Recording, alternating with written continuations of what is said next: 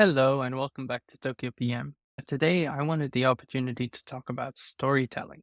Now, storytelling is one of the most fundamental things that a product manager can do because you, as the representative of your engineering team, can then share what it is that you're working on and what it is that you're trying to achieve. PMs, we have such a core functionality in the company, whether that's talking with sales and marketing, whether that's talking with customer service, whether that's discussing with our engineers why we need to prioritize one feature over the other, or whether that's talking to executives to say, hey, this is the grand strategy, this is the direction that we're trying to go. Storytelling is a way for us to get our point across because we need to be very persuasive, but we don't have any authority in the position that we're in. Personally, when I started working as a PM, I'm not very good at this skill. And it's a skill that I'm hoping to continue to work on, which is one of the reasons I'm starting this YouTube channel, because it allows me to try and construct stories and share them with you.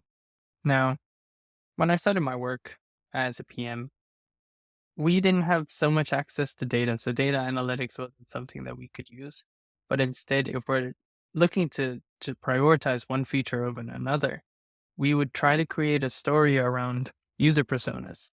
And user personas are the users that we believe are using our product. So let's say, for example, if I'm looking at a telecom service, such as Docomo, such as NTT, no, that's NTT Docomo, or AU or SoftBank, or Rakuten Mobile.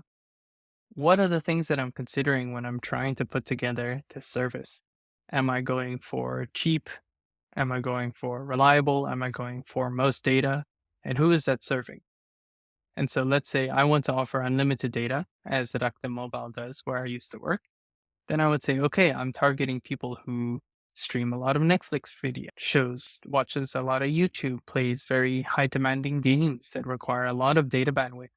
And so my number one objective is let's see how we can improve our service so that our users can access the data without worrying about the cost.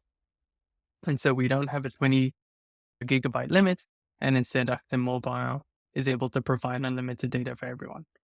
Now that's a choice. That's a business choice that someone made, not me. That's like way above my head. But that is definitely a choice that someone made. And in making that choice, they had to sit there and tell a story of someone who wanted to play games. From my personal experience, again, we did not have data, or we did not have access to data analytics specifically for the product that I was working on. But in my new role, where I work at Mercari, data is an incredible way for a product manager to have an opinion about their product.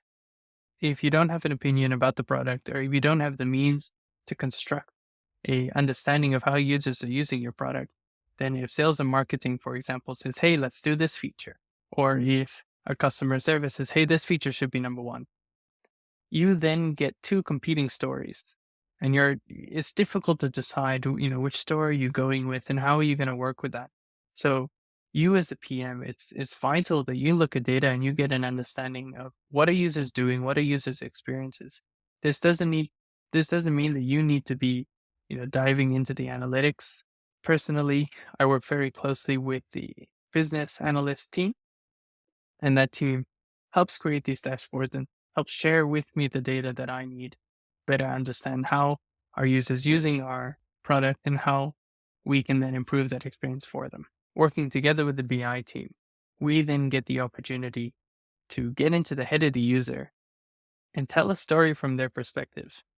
And that can tie in with the stories that you hear from other teams saying, okay, we also identified that users are going to customer service with this request, and this is why we think that that's the case. And let's say you think that that's a good idea.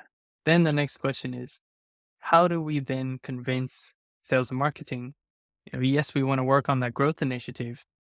And so let's take this feature or this initiative that we want to do based on customer service and based on our data, and let's rope it into growth if that's the objective of sales and marketing. So how do we get them on board with the idea that we're trying to build?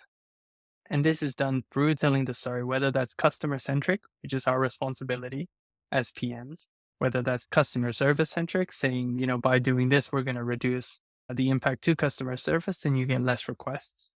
Or for sales and marketing, if the objective is growth, you say, by doing this, we improve our revenue by so and so.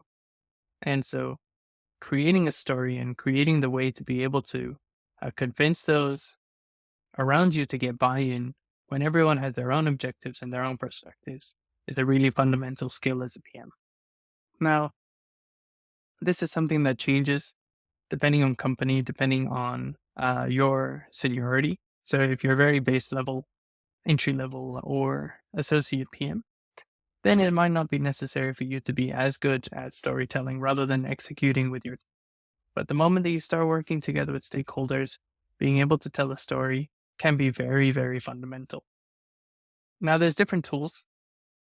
Some teams use PowerPoints, and PowerPoints are admittedly an incredible way to tell a story. They should not be the core. They can be in the background as you explain your pitch on why you want to do something. But PowerPoints do provide an opportunity to transfer knowledge very efficiently. However, PowerPoint also do have the risk that they stay in a deck and that deck is lost. Like, yes, in that moment, people learn, but that deck is kind of archived and then people don't look at it. Another way to do storytelling is through documentation. So we create a clear document saying, hey, this is the problem we have. This is how we want to fix it. We're choosing this based on, these reasons. And you walk people through it and you walk people through your justification, through the problem that you're trying to look at, why that problem exists, who that is a problem for, and how then what solutions you're trying to do to fix that problem. So really, you try to tell the story of the problem through documentation. And that then becomes a lot easier to share within your company to say, hey, this is the problem that we're trying to fix, and this is why we believe that we need to fix it. And storytelling can then also expand beyond what you're doing on your role to external experiences of the customer. Recently, I came across this incredible podcast called Made by Google, where they interview product managers who are involved with the Pixel line that range from those who work on fall detection for the Apple Pixel Watch, those who work on spatial audio for their Pixel Buds, those who work on the camera to be accessible for those who are taking selfies, but it may be visually impaired. And so the camera will then tell them where they need to tilt the camera and whether they're in frame. These are all incredible features that are done based on stories and based on the people that they're trying to help and target. And so my recommendation would be work on your storytelling. It's a really good way to grow as a PM. I have a book I want to read. Admittedly, I haven't read it yet, but I will link it in the description below. And that's an opportunity for you to learn a little bit more about storytelling. At the same time, practice makes perfect, always true. Or practice makes better, never perfect. But take the opportunity to get out there and do some public speaking. I try to organize keynote events where we invite people to come speak. And there's also a community called Toastmasters, where you can then take your speech and you can say, hey, I want to work on this speech and have the opportunity to present that to an audience. And by slowly public speaking and slowly storytelling, you'll get better at trying to get your point across. I think one organization that does this the best is TED, TED.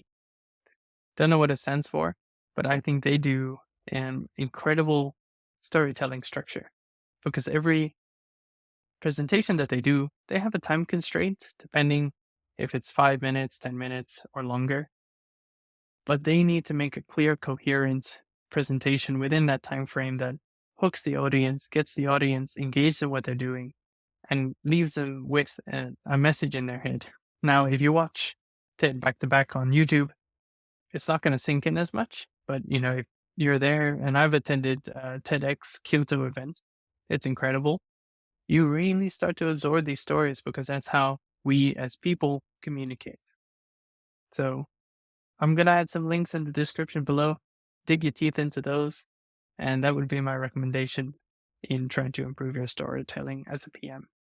And I'll catch you in the next one.